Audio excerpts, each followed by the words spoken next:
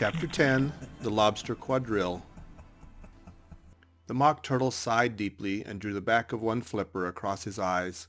He looked at Alice and tried to speak, but for a minute or two sobs choked his voice. "Same as if he had a bone in his throat," said the Gryphon, and it set to work shaking him and punching him in the back. At last the Mock Turtle recovered his voice, and with tears running down his cheeks, he went on again. "You may not have lived much under the sea." "I haven't," said Alice.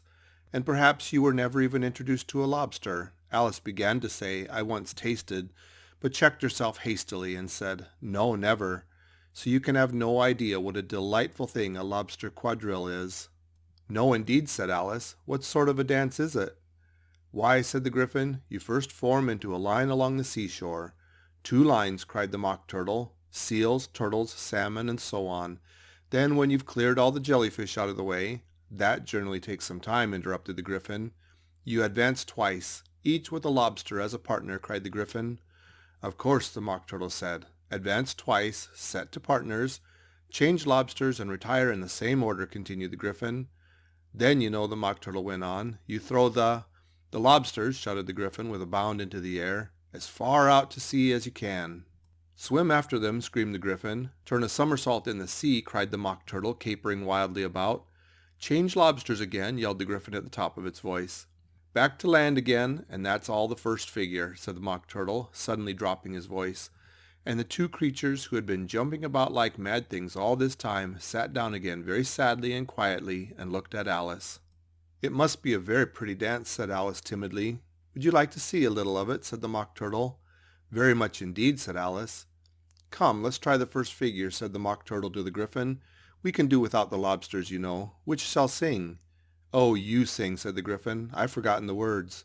So they began solemnly dancing round and round Alice, every now and then treading on her toes when they passed too close, and waving their forepaws to mark the time, while the Mock Turtle sang this, very slowly and sadly.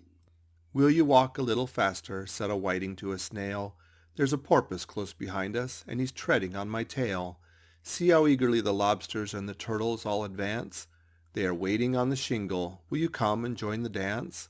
Will you, won't you, will you, won't you, will you join the dance? Will you, won't you, will you, won't you join the dance?"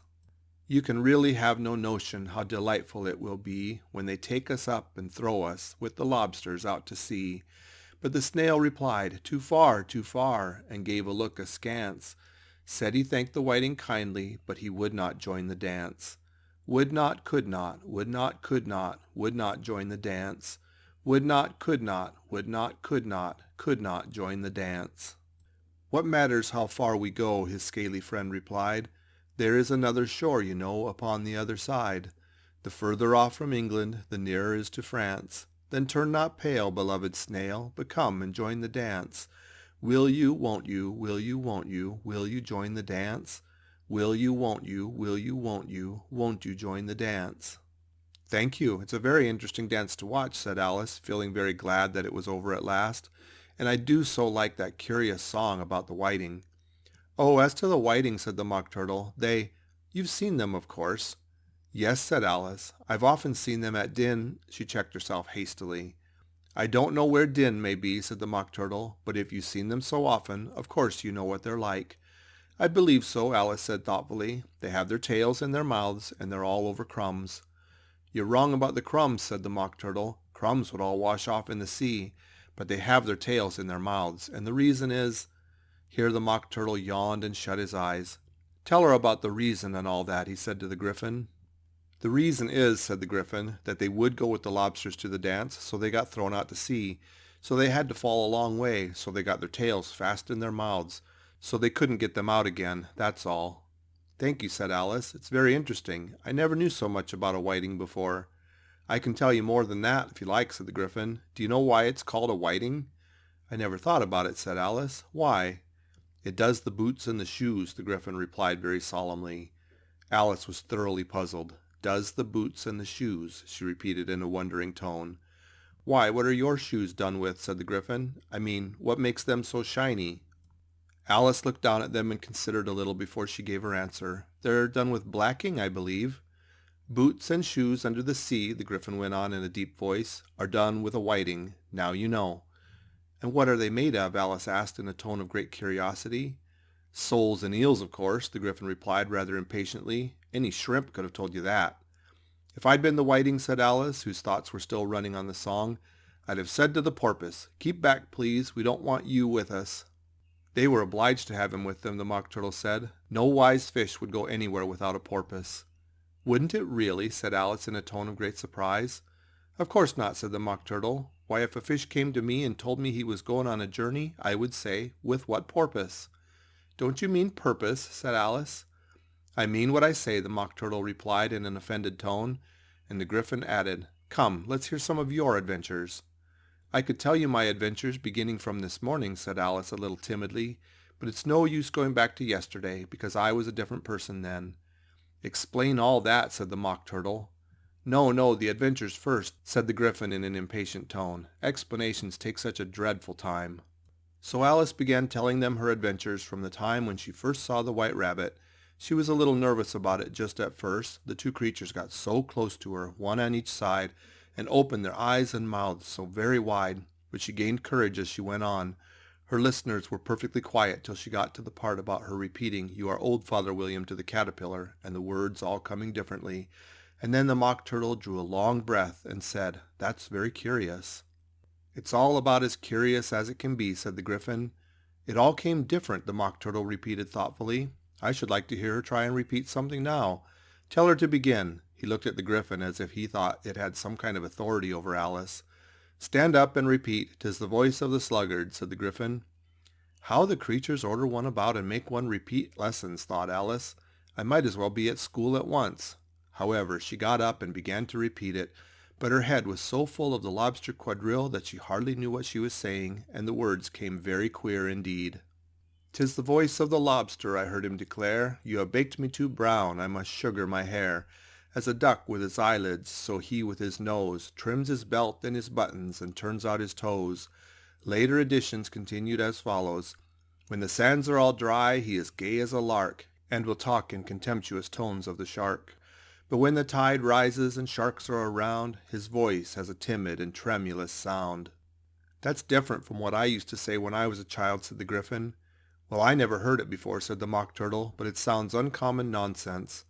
Alice said nothing. She had sat down with her face in her hands, wondering if anything would ever happen in a natural way again. I should like to have it explained, said the Mock Turtle. She can't explain it, said the Gryphon hastily. Go on with the next verse. But about his toes, the Mock Turtle persisted. How could he turn them out with his nose, you know? It's the first position in dancing, Alice said, but was dreadfully puzzled by the whole thing and longed to change the subject. Go on with the next verse, the Gryphon repeated impatiently. It begins, I passed by his garden. Alice did not dare to disobey, though she felt sure it would all come wrong, and she went on in a trembling voice. I passed by his garden and marked with one eye how the owl and the panther were sharing a pie. Later editions continued as follows. The panther took pie crust and gravy and meat, while the owl had the dish as its share of the treat.